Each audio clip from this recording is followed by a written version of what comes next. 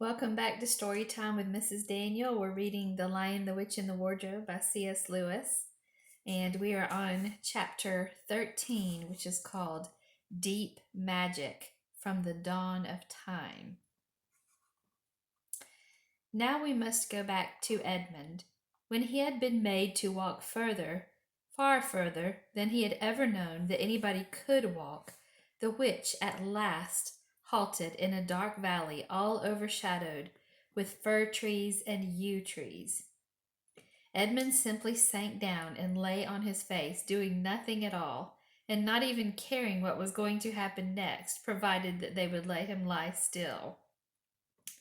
He was too tired even to notice how hungry and thirsty he was.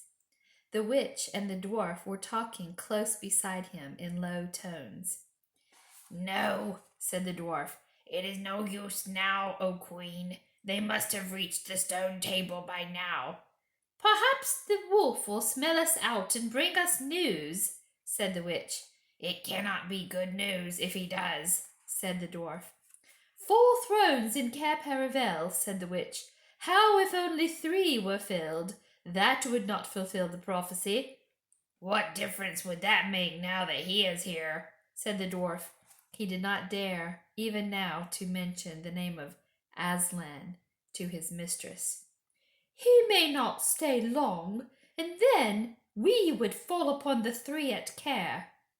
"Yet it might be better," said the dwarf, "to keep this one," here he kicked Edmund, "for bargaining with." "Yes, and have him rescued," said the witch scornfully. "Then," said the dwarf, "we had better do what we have to do at once." "I would have liked to have done it on the stone table itself," said the witch. "That is the proper place. That is where it has always been done before." "It will be a long time now before the stone table can again be put to its proper use," said the dwarf. "True," said the witch, and then, "Well, I will begin." At that moment, with a rush and a snarl, a wolf rushed up to them. "I have seen them. They are all at the stone table with him. They have killed my captain, Fenris Ulf. I was hidden in the thickets and saw it all. One of the sons of Adam killed him. Fly, fly." "No," said the witch. "There need be no flying. Go quickly. Summon all our people to meet me here as speedily as they can. Call out the giants and the werewolves and the spirits of those trees who are on our side. Call the ghouls, the boggles, the ogres, and the minotaurs. Call the cruels, the hags, the spectres, and the people of the toadstools. We will fight. What? Have I not still my wand? Will not their ranks turn into stone even as they come on? Be off quickly. I have a little thing to finish here while you are away." The great brute bowed its head, turned, and galloped away. "Now," said she, "we have no table. Let me see. We had better put it against the trunk of a tree." Edmund found himself being roughly forced up to his feet. Then the dwarf set him with his back against a tree and bound him fast. He saw the witch take off her outer mantle. Her arms were bare underneath it and terribly white. Because they were so very white, he could not see much else. It was so dark in this valley under the dark trees. "Prepare the victim," said the witch, and the dwarf undid Edmund's collar and folded back his shirt at the neck. Then he took Edmund's hair and pulled his head back, so he had to raise his chin. After that, Edmund heard a strange noise. Whiz, whiz, whiz. For a moment he couldn't think what it was. Then he realized it was the sound of a knife being sharpened. At that very moment he heard loud shouts from every direction, a drumming of hoofs and a beating of wings, a scream from the witch, confusion all around him. And then he found he was being untied.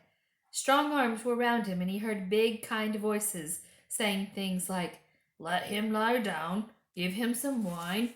Drink this. Steady now. You'll be all right in a minute." Then he heard the voices of people who were talking not to him, but to one another, and they were saying things like, "Who's got the witch? I thought you had her. I didn't see her after I knocked the knife out of her hand. I was after the dwarf. Do you mean to say she's escaped? A chap can't mind everything at once. What's that? Oh, sorry, it's only an old stump. But just at this point, Edmund went off into a dead faint. Presently, the centaurs and unicorns and deer and birds, they were, of course, the rescue party which Aslan had sent in the last chapter, all set off to go back to the stone table, carrying Edmund with them.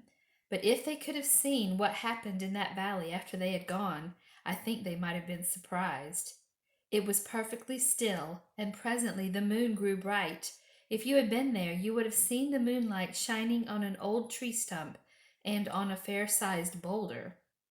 But if you had gone on looking, you would gradually have begun to think there was something odd about both the stump and the boulder. And next, you would have thought that the stump did look remarkably like a little fat man crouching on the ground. And if you had watched long enough, you would have seen the stump walk across to the boulder, and the boulder sit up and begin talking to the stump. For in reality, the stump and the boulder were simply the witch and the dwarf.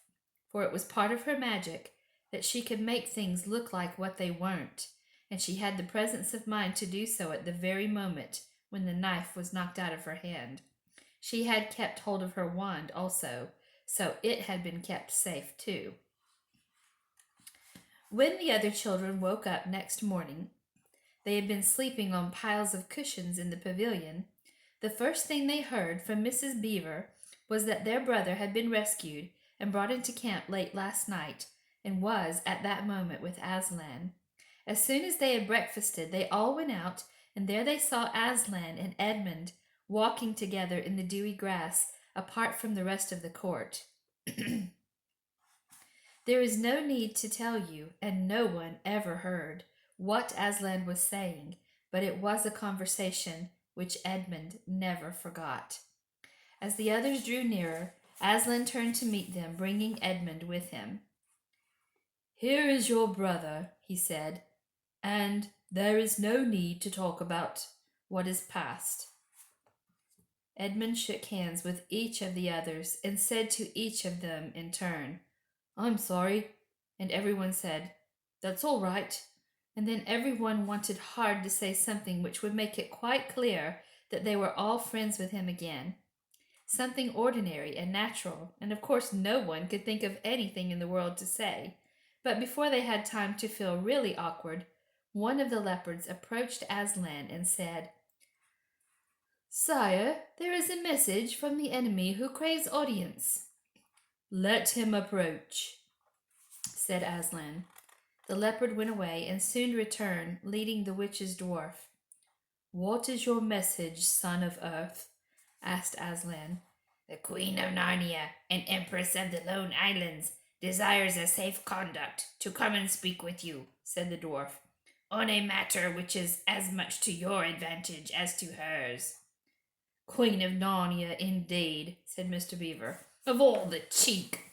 "Peace, Beaver," said Aslan. "All names will soon be restored to their proper owners. In the meantime, we will not dispute about noises. Tell your mistress, son of earth, that I grant her safe conduct on condition that she leaves her wand behind her at that great oak." This was agreed to, and 2 leopards went back with the dwarf to see that the conditions were properly carried out. "But supposing she turns the 2 leopards into stone?" whispered Lucy to Peter. I think the same idea had occurred to the leopards themselves. At any rate, as they walked off, their fur was all standing up on their backs, and their tails were bristling, like a cat's when it sees a strange dog. "It'll be all right," whispered Peter in reply. "He wouldn't send them if it weren't." A few minutes later, the witch herself walked out to the top of the hill and came straight across and stood before Aslan. The 3 children, who had not seen her before, felt shudders running down their backs at the sight of her face, and there were low growls among all the animals present. Though it was bright sunshine, everyone felt suddenly cold. The only 2 people present who seemed to be quite at their ease were Aslan and the witch herself. It was the oddest thing to see those two faces, the golden face and the dead white face, so close together. Not that the witch looked Aslan exactly in his eyes. Mrs. Beaver particularly noticed this. "You have a traitor there, Aslan," said the witch. Of course, everyone present knew that she meant Edmund. But Edmund had got past thinking about himself after all he'd been through, and after the talk he'd had that morning. He just went on looking at Aslan. It didn't seem to matter what the witch said. "Well," said Aslan, "his offence was not against you." "Have you forgotten the deep magic?" asked the witch. "Let us say I have forgotten it," answered Aslan gravely. "Tell us of this deep magic." "Tell you," said the witch, her voice growing suddenly shriller.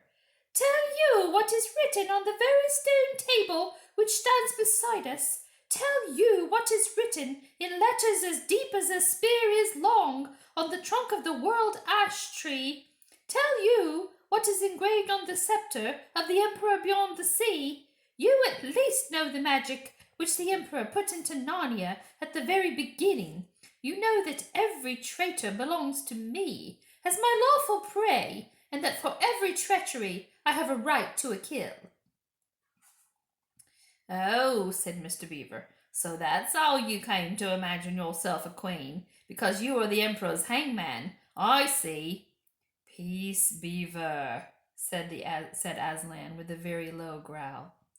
"And so," continued the witch, "that human creature is mine. His life is forfeit to me. His blood is my property." "Come and take it then," said the bull with the man's head in a great bellowing voice. "Fool," said the witch with a savage smile that was almost a snarl. "Do you really think your master can rob me of my rights by mere force? He knows the deep magic better than that. He knows that unless I have blood, as the law says, all Narnia will be overturned and perish in fire and water." "It is very true," said Aslan. "I do not deny it." "Oh, Aslan," whispered Susan in the lion's ear, "can't we? You won't, will you? Can't we do something about the deep magic? Isn't there something you can work against it?"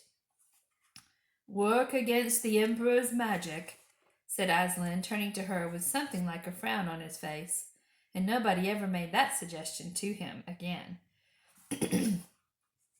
Edmund was on the other side of Aslan, looking all the time at Aslan's face. He felt a choking feeling and wondered if he ought to say something. But a moment later, he felt he was not expected to do anything except to wait and do what he was told. "Fall back, all of you," said Aslan, "and I will talk to the witch alone." They all obeyed. It was a terrible time, this, waiting and wondering what the lion and the witch talked earnestly together, while the lion and the witch talked earnestly together in low voices. Lucy said, "Oh, Edmund," and began to cry. Peter stood with his back to the others, looking out at the distant sea. The beavers stood holding each other's paws with their heads bowed. The centaurs stamped uneasily with their hoofs, but everyone became perfectly still in the end, so that you noticed even small sounds like a bumblebee flying past, or the birds in the forest down below them, or the wind rustling the leaves. And still the talk between Aslan and the White Witch went on. At last they heard Aslan's voice. "You can all come back," he said. "I have settled the matter. She has renounced the claim on your brother's blood." And all over the hill there was a noise as if everyone had been holding his breath and had now begun breathing again, and then a murmur of talk. They began to come back to Aslan's throne. The witch was just turning away with a look of fierce joy on her face when she stopped and said, "But how do I know this promise will be kept?" "Roar!" roared Aslan, half rising from his throne, and his great mouth opened wider and wider, and the roar grew louder and louder, and the witch, after staring for a moment with her lips wide apart, picked up her skirts and fairly ran for her life.